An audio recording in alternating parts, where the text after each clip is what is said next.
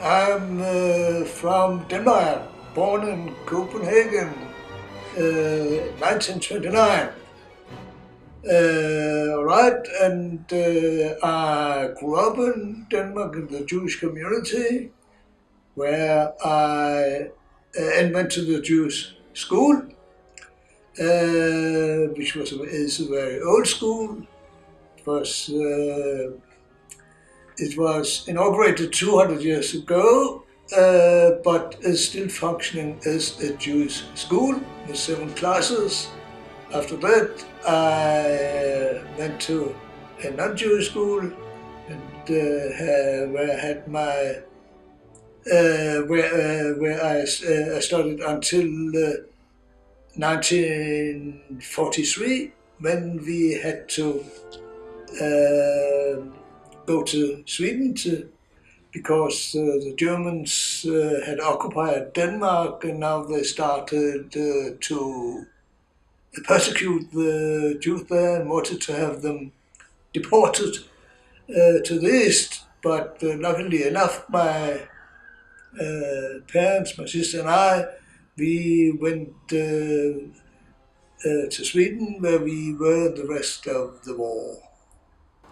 Then we came back to Denmark after the war in '45, and I had my Bagrut in 4 years later, and I started to study history and Jewish literature at the Copenhagen University. I finished the university in 1960, and in my last few years studying, I had a job at the Embassy of Israel in Copenhagen, where I was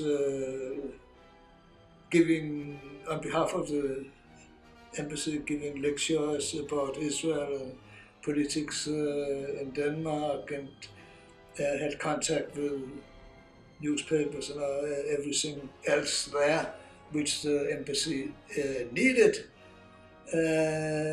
After that, I was employed at the Danish Union of Danish PhDs, MAs, and MScs, where I worked for many, many years.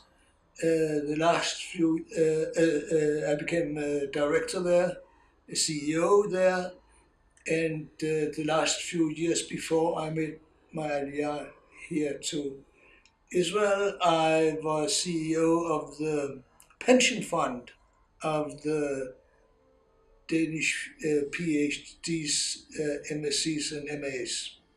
That was all. Denmark was occupied by the Germans in 1940, but the first few years they let the Danish government continue to administer the country without interfering too much. But in '43, the cooperation between the Danish government and the Germans was stopped, and that gave the Germans a possibility to make a campaign against the Jews, and they wanted to catch them. But luckily enough, most of the Jews in Denmark were saved and rescued and brought secretly to Sweden, and we were among those who were lucky to escape. Not all Jews escaped.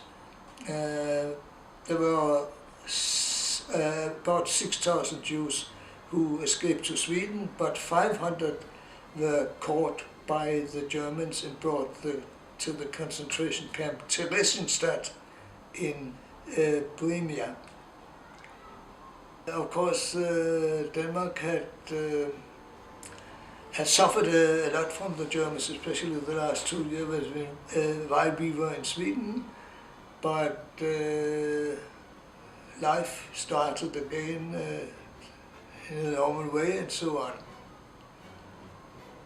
My wife was also born in Denmark, and she and her family lived in number 2 city of Denmark, which is called Aarhus. Aarhus, but they moved to Copenhagen after the war. So there I met her at the Jewish Youth Organization. So that was it. Well, I was 11 years old, and I lived in a smaller town, not in Copenhagen, but in a smaller town. And you went to war in the Second World War. So we moved actually to our summer house because we didn't really know how to behave, how to get away and what to do. So we moved to our summer house and we stayed there. And my father and my parents actually went to the bigger town, Copenhagen, and tried to arrange something for our escape to Sweden. We had some very nice neighbors that looked after us, while my parents went to the bigger town to arrange with the lawyers and with my father's business and to prepare that we had to leave Copenhagen in Denmark. So we stayed there, and we had very nice neighbors who looked after us. Non-Jewish? Non-Jewish neighbors. And my brother was 3 years younger than I. So he was not so old, he didn't really think much about the things. So what more would you like to know? We left Denmark in 9th of October, I think it was, 43. Yes, in the 19th of October in 43. Yeah. Yes. Where did you go? We at that time we were already in Copenhagen, and my parents tried to arrange connections how to escape and to Sweden. We went by train. My parents first. Yeah, but who helped you? Neighbors. Not non-Jewish neighbors. No, your teachers from the school, from the non-Jewish school. My teachers, my headmaster from the school, and also other teachers helped us. We stayed there while my parents went to Copenhagen to arrange somewhere how to escape to Sweden. And we actually stayed with some school teachers in Aarhus also, where I lived. And they were very helpful, very nice, took care of us.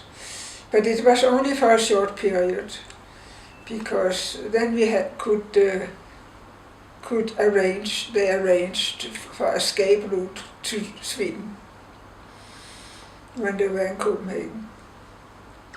And I traveled with my brother, he is 3 years younger than I am. And I traveled with him and another teacher from my school in Aarhus, where we lived, to Copenhagen, and they helped us on the way. And my parents were already on the way to Sweden. But we stayed there for a few days, and then we also escaped to Sweden. But that's what I can remember. I was, how much? 12 years old. When we were young children, we were both members of the Bnei Akiva, and for groups of younger children, and we became good friends in our group, and we lived in a bigger group of young Jewish people. And what else did I do? While you were in Sweden, you were in a place where there was refugees places. For a kind of refugee camp where there were kasher and kasher, yeah. Also for people from Denmark, yes, Jewish young people from Denmark, and And I had some family there. My grandparents were actually there too. And what else can I remember? As a young child, I had a great time, to be honest. I had a lot of fun with my friends, and they looked after me, and then we were waiting for the war to disappear. And when we heard that there was no they didn't look for us anymore, we relaxed and had a good time there in Sweden. It was in some ways it was a very difficult time, and in some ways it was very nice and interesting. But I think that we as young children between 12 and 15, 20... Hvad siger du? We young children, Ja.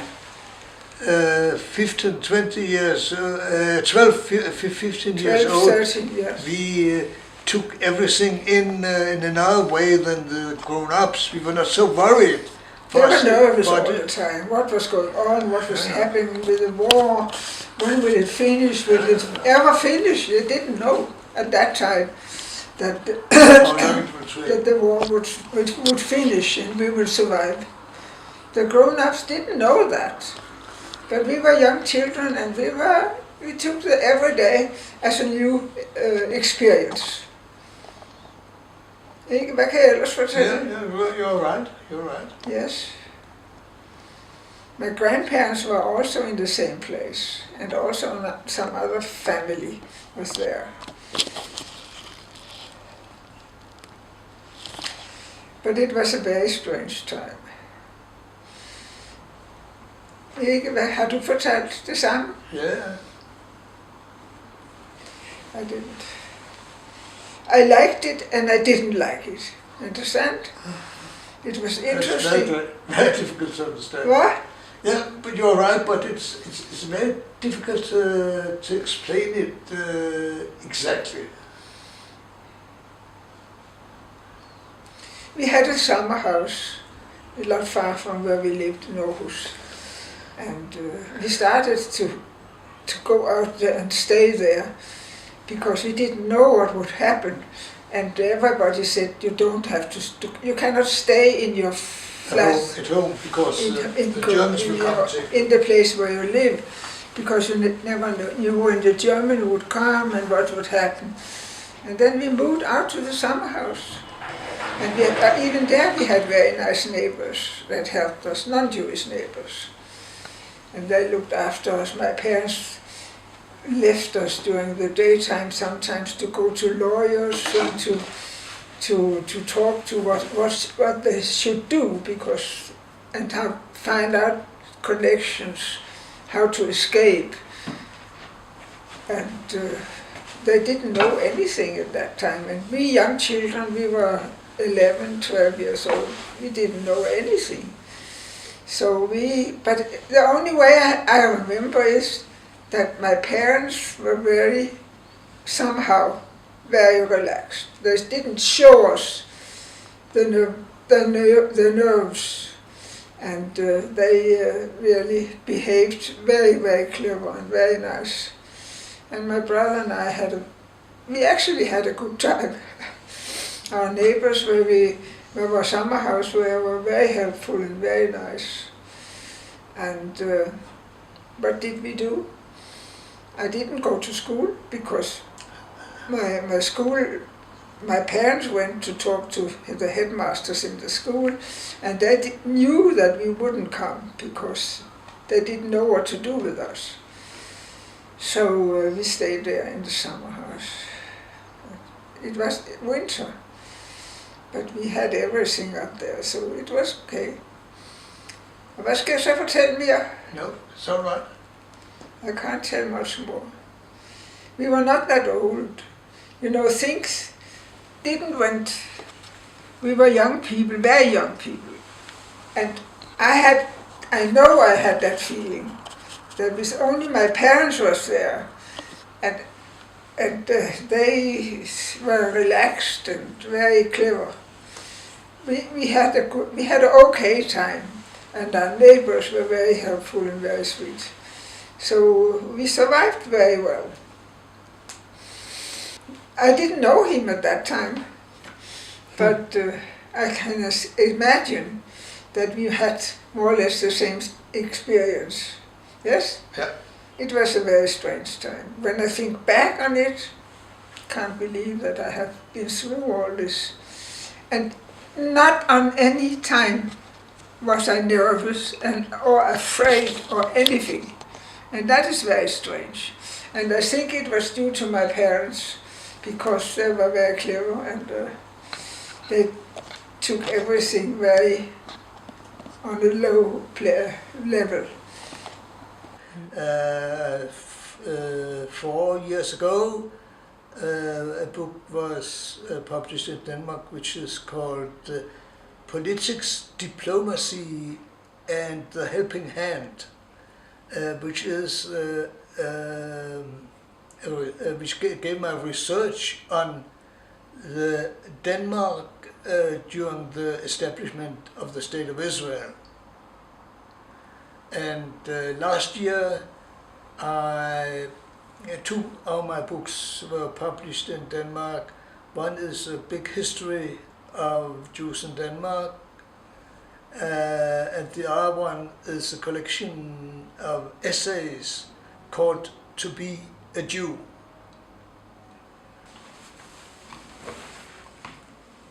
This was the book about politics, diplomacy, politics, and the helping hand. The title is, it is about how Denmark politically and in other ways acted when Israel was established. And the helping hand means that there was something where the Danish important Danish politicians made a good work during the establishment of Israel. Is the history of Jews in Denmark, and it is called A Threatened Minority Seeks Protection, because there have been Jews in Denmark from almost 400 years.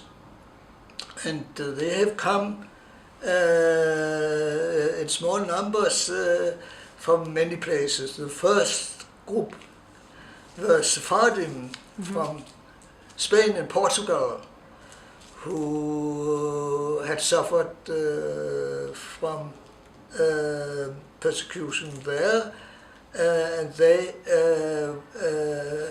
were the first who was welcome to Denmark. Then the next group were German Jews, who were taken under protection in Denmark in the 17th and 18th century. And the next group were Jews from Eastern Europe, Poland and Russia, who came after the pogroms in these countries and were welcomed to Denmark. Most of them came between 1906 and 1920. And another group came also in 1970. It was Polish Jews who were persecuted by the Stalinist regime in Poland in 1970. I can tell you, one of my essays is called Why Are You Here? Mm-hmm. And it's telling the story about when I'm walking the streets here in Jerusalem, I often meet young people as you. Mm-hmm. And they ask me, from where are you? Mm-hmm. So I say to them, from Denmark. And then they say, oh, I've heard about it, or they even have perhaps have been there. I have been there. It's a wonderful country. and then they say, so why are you here? So In one moment I can't really reply, why are you here? It's a question of identity. If you identify yourself as a Jew, that the only place you can live is, in my opinion, in Israel. And that's the reason why I am here. But I find it very odd that young people here in the state of Israel, born here, are asking a Jew, why are you here? Of course I am a Jew. It's a question that you feel that you have to be in this place for your life and for your life with your children and grandchildren, great grandchildren. We have 18 grandchildren here and Wow. 7 great grandchildren. We think it's the right place for Jews to live and grow up. And the place is Israel. You feel that you are in the right place when you are here, although there are wars and everything.